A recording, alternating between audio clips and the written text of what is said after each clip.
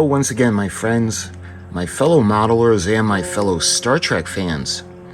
I'd like to welcome you to another video, and we're going to talk about models today, Star Trek models, ones that I had done that were kind of customized. So I'm going to call them custom models that I had built from the original series through Star Trek 3, The Search for Spock.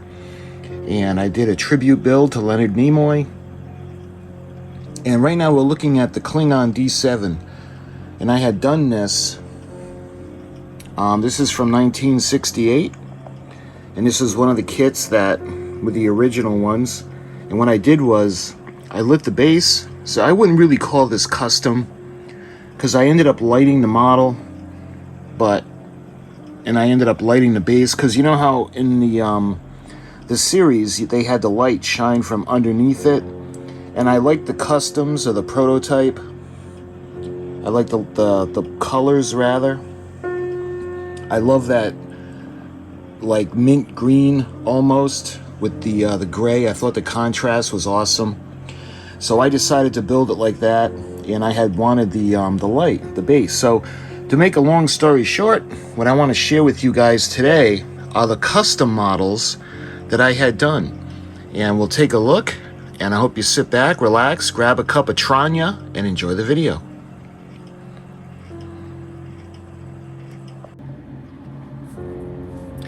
Okay, so let's take a look at the first one that I had done. And this one's pretty modest. There's nothing special about it, obviously. But interestingly, this model kit, they have the 1/2500 scale ships, but they don't come with any kind of stands. This was the one of the first issues of these little multi-ship kits, and this is before round 2 had added the little dome base. So when this was made, there was no way for me to display them. So I thought, you know what? I wanted to do a base, a custom base.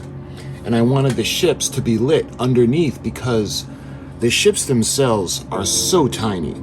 And unless it would be, I don't know, maybe fiber optics would be able to do it. They would just be so tiny, it just wouldn't be, it wouldn't be easy to do that. Maybe the Enterprise B, because it's a little bit larger. But for the most part, I figured it would be best just to light the ships from underneath.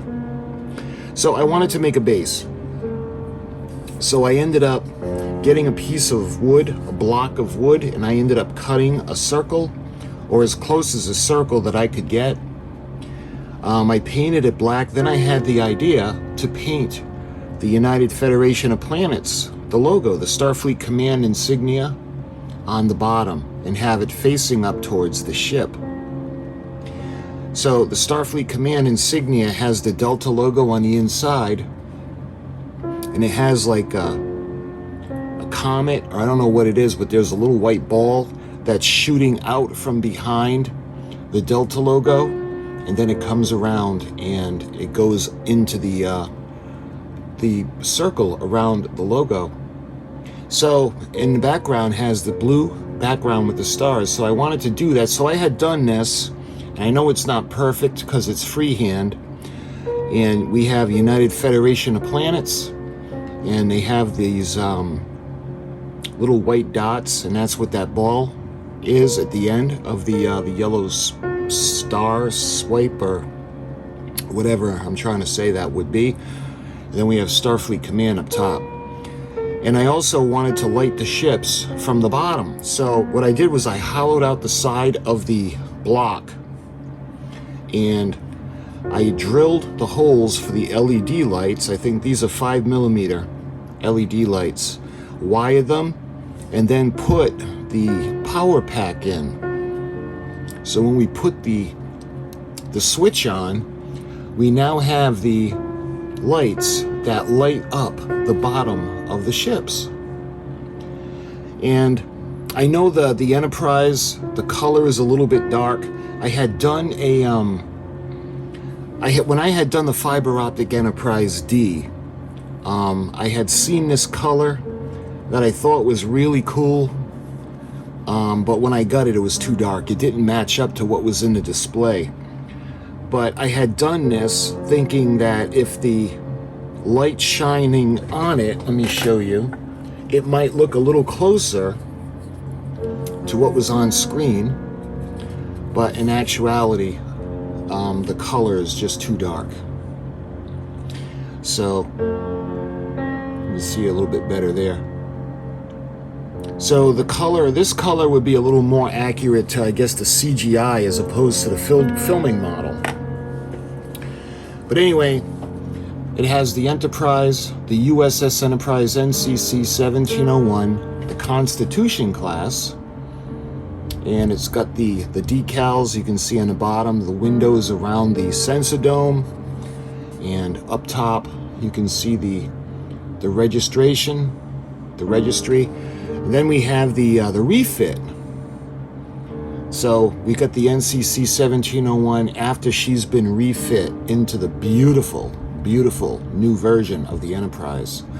I always thought it would be a little bit more, it would make more sense to me if they would have done the original 1701 and then did the 1701A and then the 1701B, but they ended up going with the refit. So you can see it, the decals came with the Aztecing. And I know it's not perfect. Remember, I'm not professional when it comes to this, and that'll be pretty obvious in the video. But now we can see on top we have the Enterprise B, and you can see the size difference between what would have been the A and the B. And of course, this is the Excelsior class starship. All right, so you can see the way the lighting effect, what I had wanted for the lights coming right up into the bottom of the ships. And what I did was I used coat hangers as stands. So I had drilled into the wood, and I had driven the coat hangers into the wood to make them sturdy, and then I ended up hot gluing the bottom of the ships onto the ends so they don't move. But you see the bottom of the B. It doesn't get a ton of light because of the light is, blocked by the 1701 and the refit. But this is the first one that I had done that I would consider custom. So let's check out the next one. Okay, so the next one I had gotten a little bit more, I don't know if you call it daring, but I had gotten a little more experimental. And keeping in touch where I had gotten the idea for the wood block, I did that for stability, plus wood is easy to work with.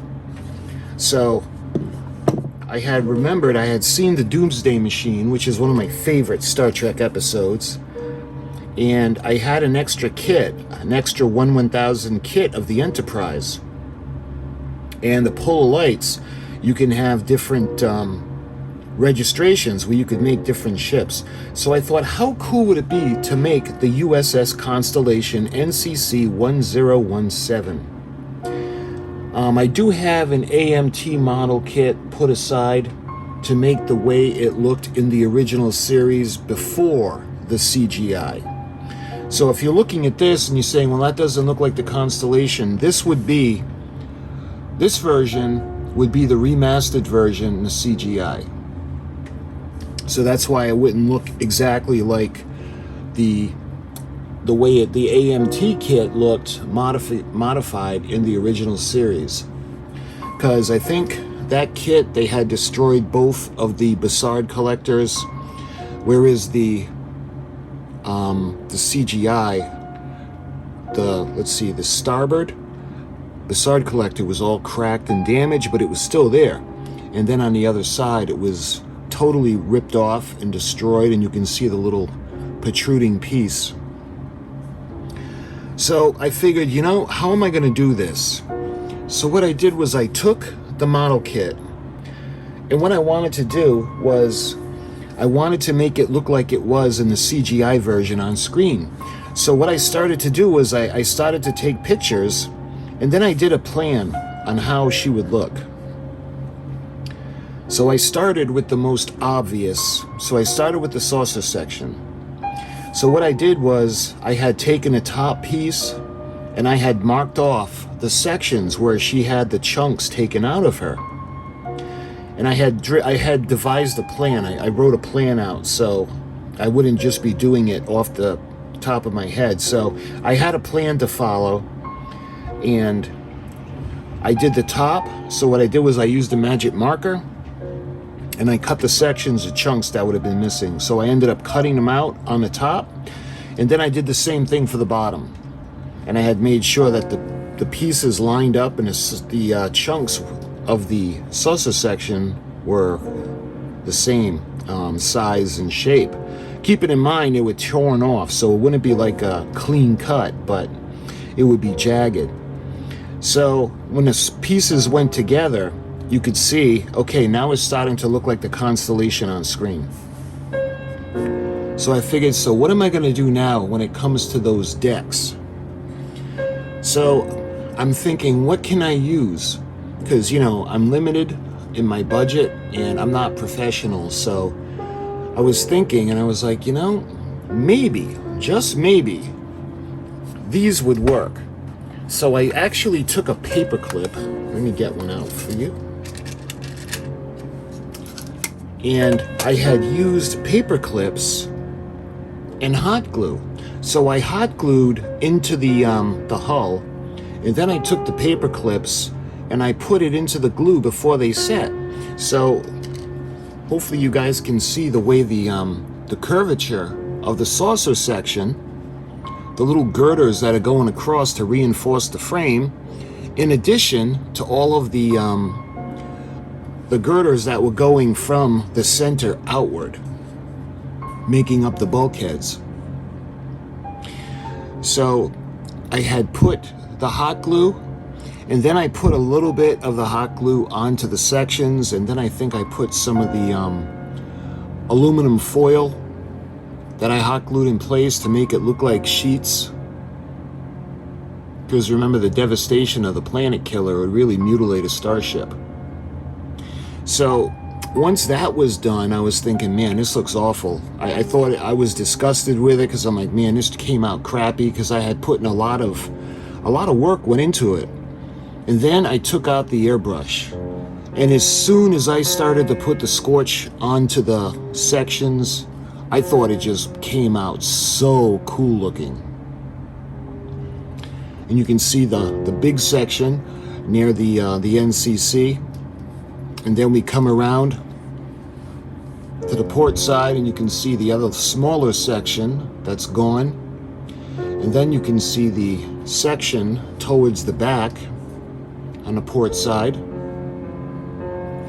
And I thought it came out cool.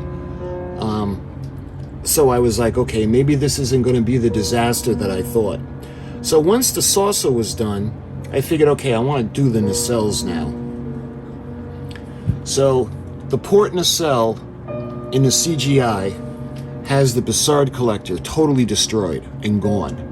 But there is a little piece of metal that protrudes that you would think that results in the rotation of the Bussard collector lights.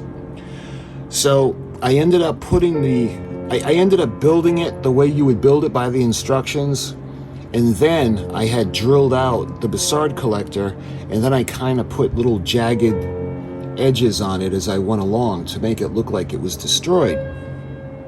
And again, I hot glued the middle, and then I used a paper clip, a piece protruding, and I had painted it silver the way it looks on screen. Going back, they have the section of the nacelle that's destroyed. So I did the same thing. I had taken the halves and I had drawn out with marker the sections, and then I had cut the section out and used jagged edges. And then again, I used the paper clips to make the frames on the inside and the hot glue. And again, when I had done the airbrush, it just looked so much better with the scorch marks on it. So going back, let's see, the port side, the Bussard collector, was gone, but the end cap was still on. So when we come around to the other side now, like the other side still had the Bussard collector, but it was damaged. It was a hole in it, so that's why I had drilled out a hole, made it look a little bit damaged. And then with this nacelle, with the starboard side, the whole back was blown off. So what I had wanted to do is I had wanted to capture that, so I did the same thing. I ended up cutting the nacelle, and I ended up putting frames with the paper clip and the hot glue, keeping in mind that I wanted it to be as long as the port side. And because of the force of the explosion, it blew out the frames, so that's why they were a little spread out. And again, it didn't look that great until I put the scorch lines on it, and then I thought, wow, this really came out pretty cool. So moving on to the secondary hull, there's really not a whole lot on the secondary hull that's all damaged up. It just has a lot of scorch marks. And one of the sections that's damaged was the deflector dish. And I don't know if you can see, there's a little chunk missing that I had put scorch lines on with the airbrush. So when I had done the build, I had done each section separately, painted it, did the scorch lines, and then put it aside, and then finally did the final assembly of the model. So the ship is done, and I wanted to start thinking about the base. So keeping in mind what I had done with the previous model that I did, I liked the wooden block. So I did the same thing. I got a piece of wood, thick piece of wood, I cut it into a circle.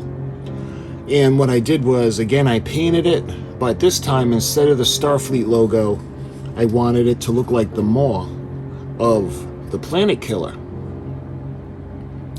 So the first thing I did, I painted it black, and then I had done the top where you're looking in, because remember, the Planet Killer wasn't perfectly round.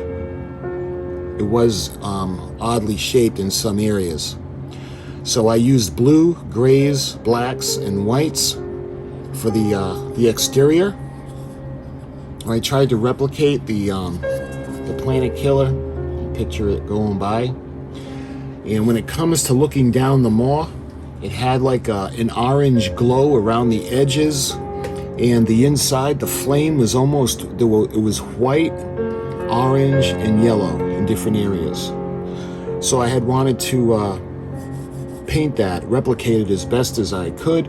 So the last thing that I had done was I had put the same thing. I hollowed out the side, and I put the lighting switch in with a 5mm LED, but this one is different because this one is the flickering LED, and when it goes on, I wanted to replicate the inner part of the Doomsday Machine.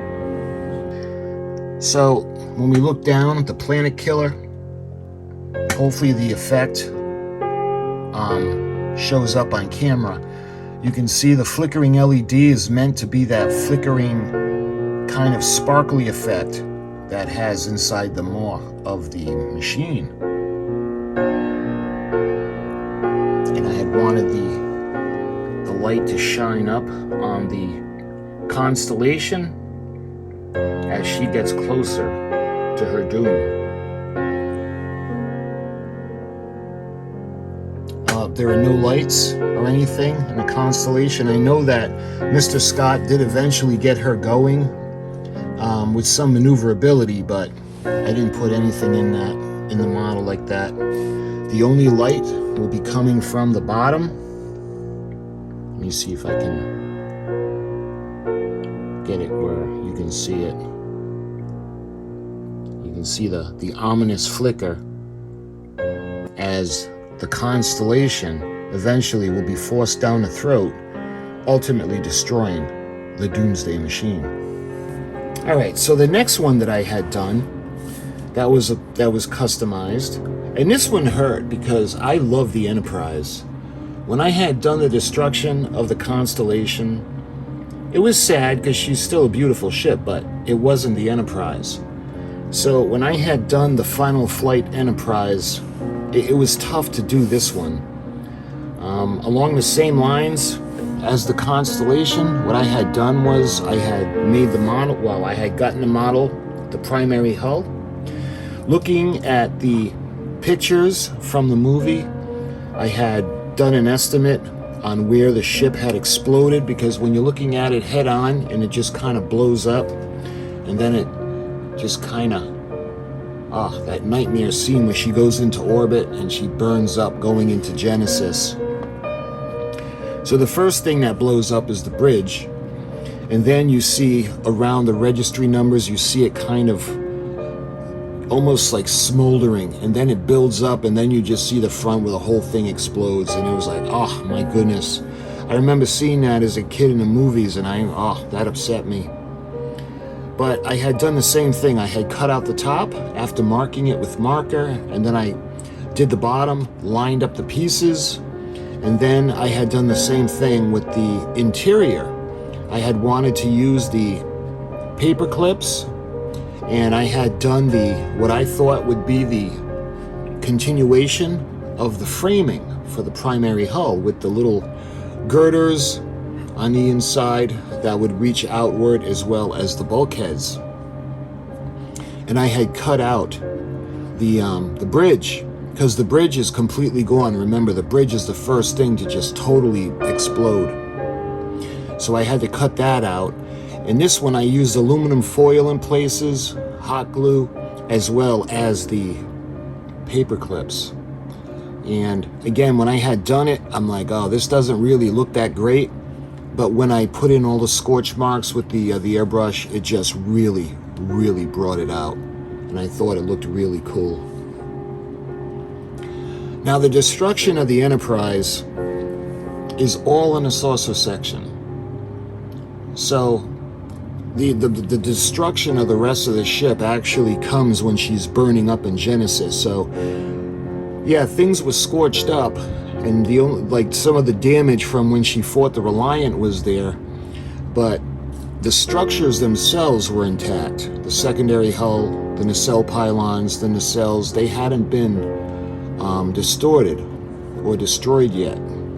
So the only part of the ship that really had the problem areas were the primary hull, and that's why I had wanted to do the sections and cut them out, make the edges jagged to make it look like an explosion had taken place. And I thought about doing it in orange, but orange is only when she goes into the friction of the atmosphere at Genesis, and the friction just burns her up and she just starts to cook and glow.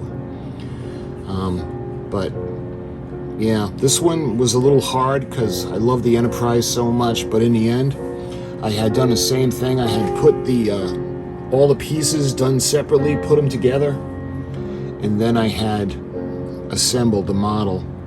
And then the final flight, you can see after she blows up and she just gets drawn into the planet's gravitational pull, and she just kind of goes towards the atmosphere to her doom. Now, when it comes to Genesis, you guys that know round 2 models, they have the base with the support rod, and I had the metal base, the dome base, and I'm like, well, what can I do to, make it special? So what I did was I wanted to paint it like Genesis. So the first thing I did was I airbrushed it blue, sky blue. And then what I had done is, think of it as making it in layers, because the first layer would have been blue. Then I went and I put the brown for the continents, and then I had put the little trees and everything is, remember, like you're seeing it from space, so there's mountains, there's rocks, there's vegetation, there's trees. So I made the formations of the continents in brown, and then I had put the trees and all the little things you'd see from space on it. And then finally what I did over that was I airbrushed the clouds, and I actually put a little hurricane or a little storm over here, because remember, when Genesis was formed, the matrix had broken down and it ended up getting very turbulent. And just for the record, guys, because I know someone's going to mention it, Yes, I did clear coat the models, but I did have the gloss clear coat. And I know it's supposed to be in matte finish, but I just didn't have it. And the only one that I had was the gloss. So that's why everything has a shine to it. So yes, I know it's not accurate. It has to be matte, but my models are all done in the gloss. But that was the Final Flight Enterprise, and this one there's no electronics in it. Because she had no lights and she was completely dead. So the USS Enterprise NCC 1701 refit meets her end on the planet Genesis. So let's move on to the next model. Alright, moving on to the next project. After doing the Enterprise refit's destruction, I was thinking of doing her the way she looked in the Wrath of Khan, with the little glowing areas after she got hit. And I'm thinking, you know, why not do the Reliant? So I was thinking, I have the 1/1000 scale kit of the USS Reliant, and I thought, you know, it would be pretty fun to do the same thing. So I had the model, and incidentally, the model comes with the battle damage decals. They look cool, but I think the airbrush looks better in addition to the decals. It also has the Aztecing, and it's got, you know, the parts. So when I had done it, I was looking at the Wrath of Khan, and I had seen all the sections that the Enterprise had damaged. Like, you remember when the Enterprise comes up behind her in the Mutara sector, the Mutara Nebula, when she fires at the Reliant, her whole torpedo tube casing just kind of blows away. So it gets destroyed.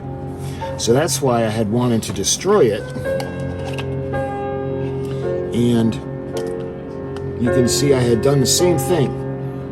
I had made the frame with the paper clips, and I had done the foil, the glue, and you can still see the aft torpedo launchers in there, and the forward ones, but the top was all completely blown off. And the reason everything is kind of sticking out like that is because the force of the explosion just kind of blew it open. So the other thing with the Reliant, the most noticeable damage the Enterprise did to her was they blew off her port side nacelle. And I thought that was pretty cool, and I wanted to figure out a way to keep the nacelle with the model. So what I did was, I had taken the nacelle pylon, and I had cut the jagged edge, and I put the paper clips inside with the hot glue, and eventually I would airbrush the scorching on it.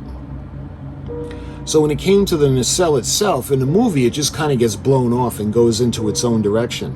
Well, the way I wanted to make the model was I wanted to make it look like the nacelle just got blown off. So I ended up putting more damage into it. You can see on where the chiller grill is. Let me see if I can get you guys to be able to see this.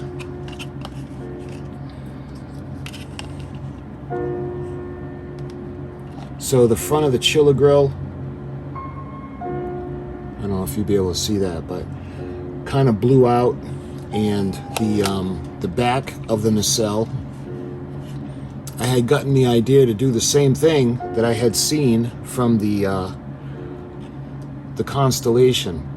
So I had done the back, and because it's all spread, it's because the explosion, the force of the explosion blew the frames apart. So that's why it looks like that. And then I had done the scorch marks. So the ending result is, and oh, by the way, I put it on a wire, heavy gauge wire, where I put into the base to secure it. So that way there, it looks like the nacelle was just blown off after the Enterprise had shot at it. And I have the glowing embers that it looked like in the movie, but we'll get to that in a minute.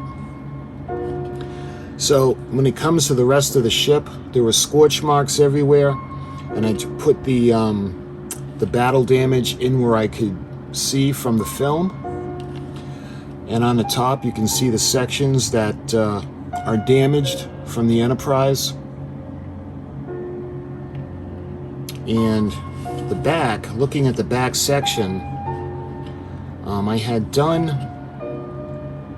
I had destroyed one of the shuttle bays because I just thought it would be fun for the Enterprise to have destroyed it. You could see the other shuttle bay and the other nacelle. Now I had to put wires through it, and this is a 1/1000 scale, so it's not exactly, you know, loaded with room. But there are lights on the nacelles. The chiller grill, the inner chiller grill is lit, and I know they have blinking little beacons, and they have a light where the registry is, but it was too small. I didn't do that. Looking at the bottom, you can see the bottom of the impulse crystal, the impulse deck bottom. And on the top, you can see the top impulse crystal. And then we have the roll bar. So I wanted to make it really special. So in addition to doing all the damage and building the Reliant and having her port side nacelle blown off, I wanted to do something special. So what I did was I utilized the LED flickering lights, and I put them with fiber optics into all the spots where there would have been damage. Like, you guys remember the phasers blow off the nacelle, and there was like a flickering kind of damage, fresh damage kind of flickering and shorting out. The same thing up in the on the top of the ship in the torpedo launcher. All right, so we have the USS Reliant, NCC 1864, and her encounter with the Enterprise left her heavily damaged. Kanuniying Singh is about to detonate the Genesis device because that's his last resort to destroy the Enterprise. So you can see the blinking beacons. I used fiber optic with a blinking light. So one light is powering all of these individual sections. And you notice the light isn't working on the starboard side because that's because of all the battle damage that's there. We got the lighting on top where it lights the registration numbers, the name of the ship. And as we go down, you can see I tried to light the bottom. You can see around where the sensor dome would be. We have the blinking beacons, and you can see the chiller grill in the distance. So I want to talk to you guys now about the battle damage. So the fresh battle damage that occurred, the first one, the torpedo launcher when it gets destroyed. And I'm gonna hold the camera still because I want you to see the flickering effect. And again, that's fiber optic, and I used the flickering LED 5mm bulb. So after that's blown up, I thought, you know, while she's limping through space, you can see things shorting out and a little glow of the damaged areas. So I thought that was pretty cool. So in addition to the torpedo launcher, let me show you the back. You can see the impulse engines and the impulse crystal. Looking at the battle damage, the flickering effect. Looking at the back of the ship, and we have the chiller grill and the underneath. So when it comes to the other nacelle, remember it was blown off, and I had wanted to show the fresh damage. So that little flickering LED effect is coming from one LED that's in the inside of the ship, and I have the fiber optics running out to light it. So when we look at the side of the ship, you see the nacelle, and then you see the damage.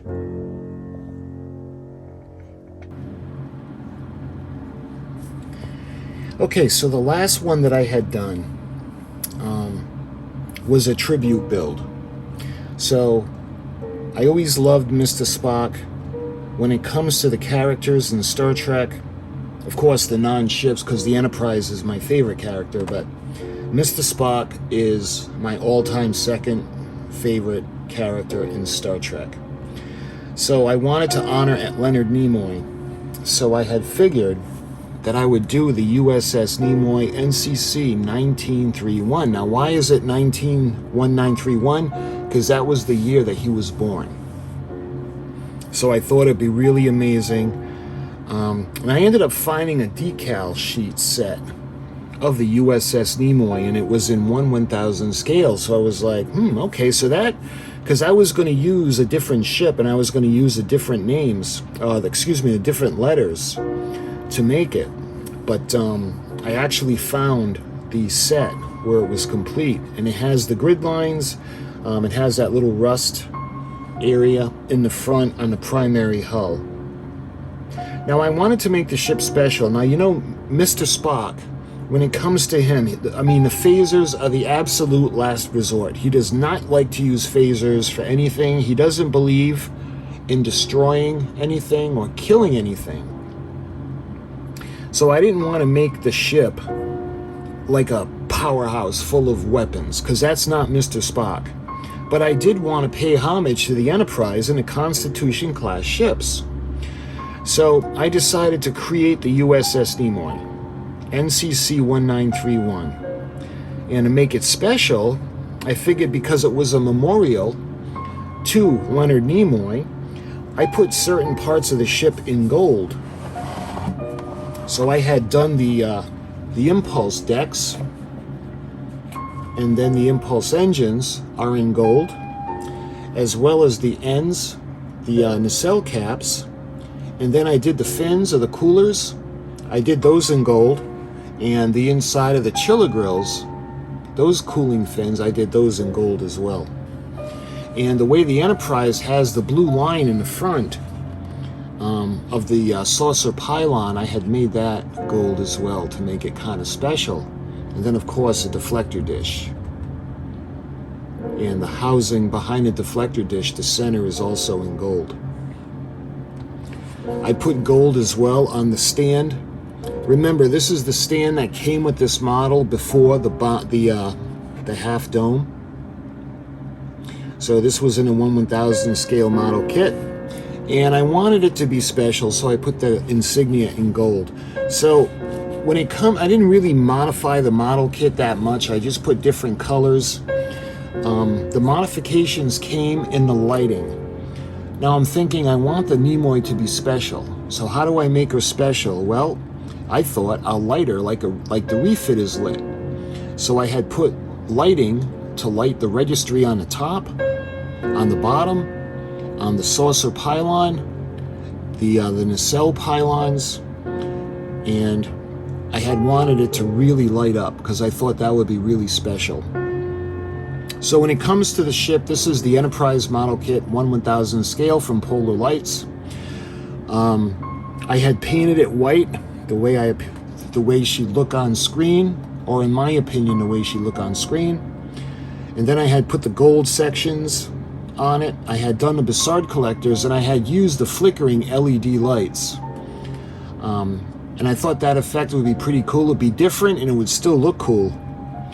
So, and I ended up mounting it onto the stand of the 1/1000 kit from round 2.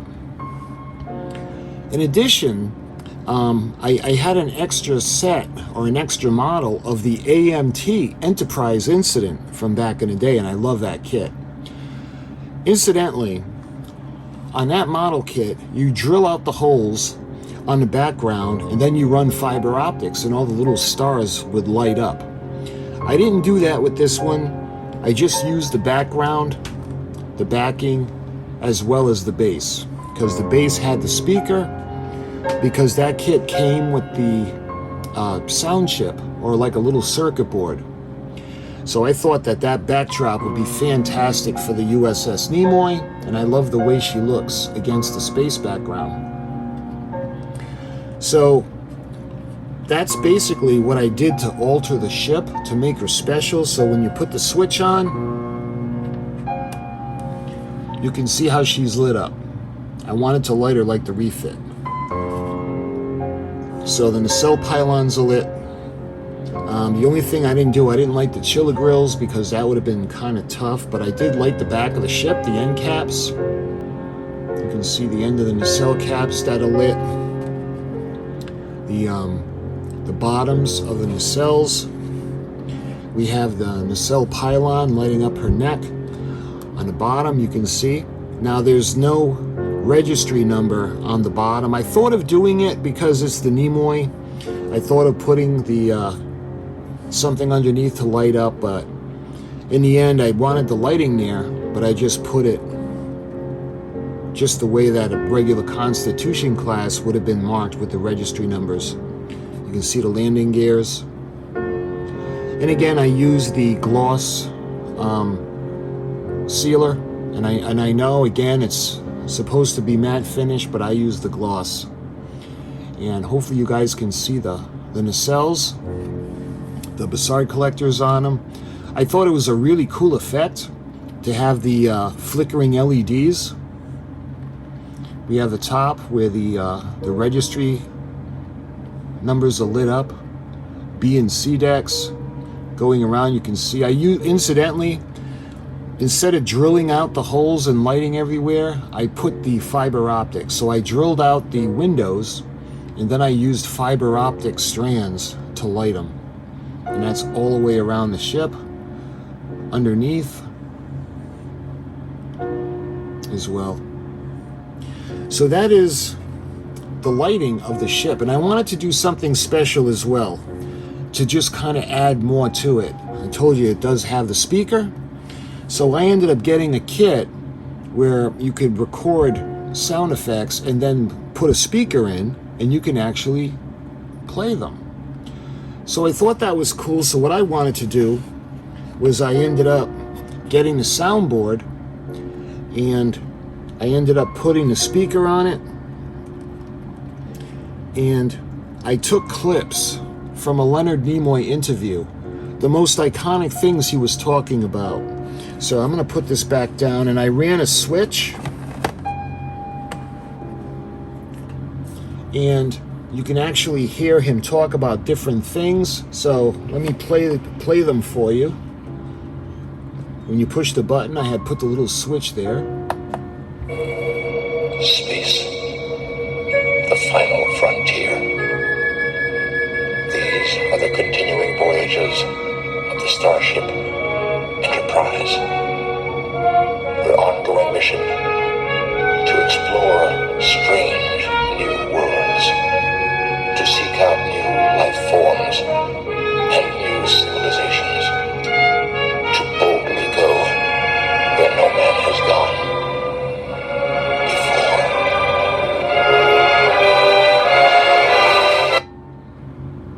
And of course, that's the ending of Star Trek II, The Wrath of Khan. The next one? So I said to the director, I think we should have some special greeting that Vulcans do. Because I said, well, you know, humans, we have these rituals, things that we do. We shake hands, we nod to each other, we bow to each other, we salute each other. What do Vulcans do? So I suggested this. He said, okay. And that's how we did it as a greeting, a Vulcan greeting. Boy, that just took off through the culture. It was amazing. Within days after it was on the air, I was getting it on the street. People doing this to me, waving to me in this Vulcan gesture. That's interesting. And it's been that way to this day. It's almost 50 years later. People are still doing it. The next one? There was a scene in which the ship was being threatened by some outside problem, outside dangerous force. And there was a lot of activity on the ship. The captain was saying, do such and such, press this button, do this, warp 3, get us out of here, and so forth. Other people are reacting and scurrying around. And I think I'm remembering correctly that Spock had one word to say, and the word was fascinating. And we're looking at this thing on the screen. You know, everybody else is reacting, oh, look at it, blah, blah, blah, blah, blah, and I got caught up in that energy, and I said, fascinating. And the director said, gave me a brilliant note, said, be different, be the scientist, be detached. See it as something that's a curiosity rather than a threat. Thank you. I said, fascinating.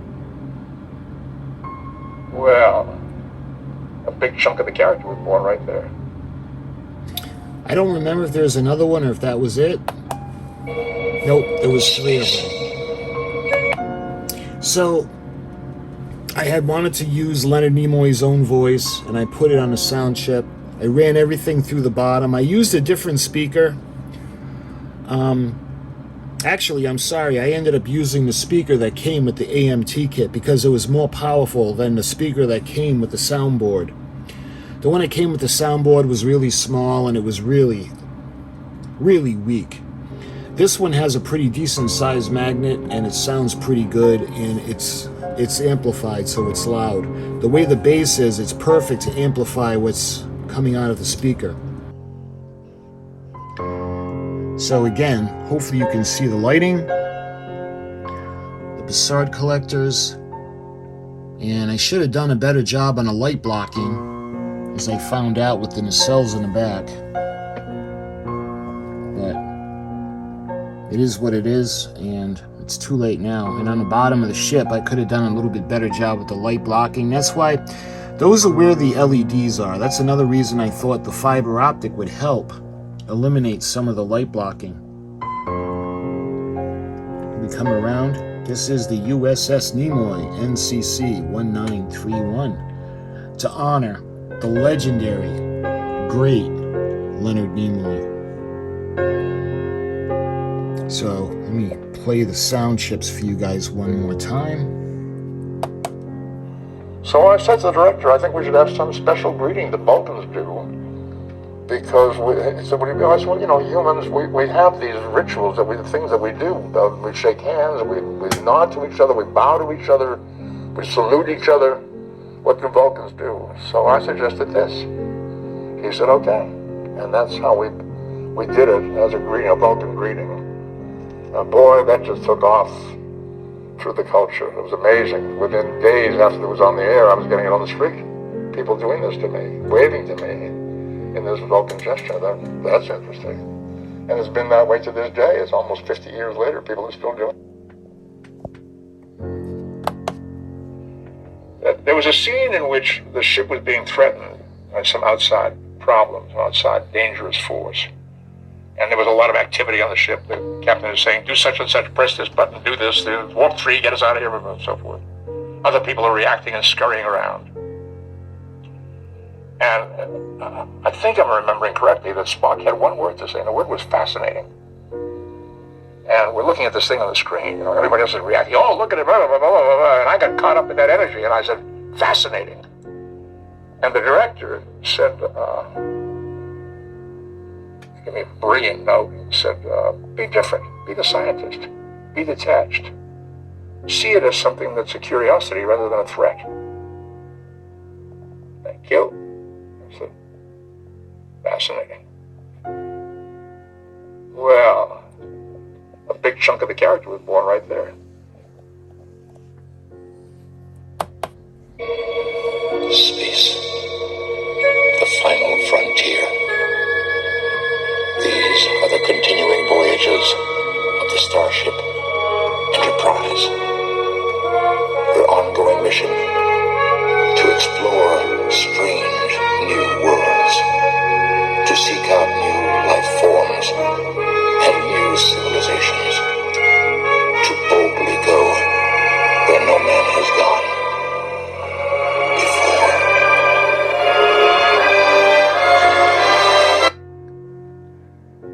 And there you have it, my friends.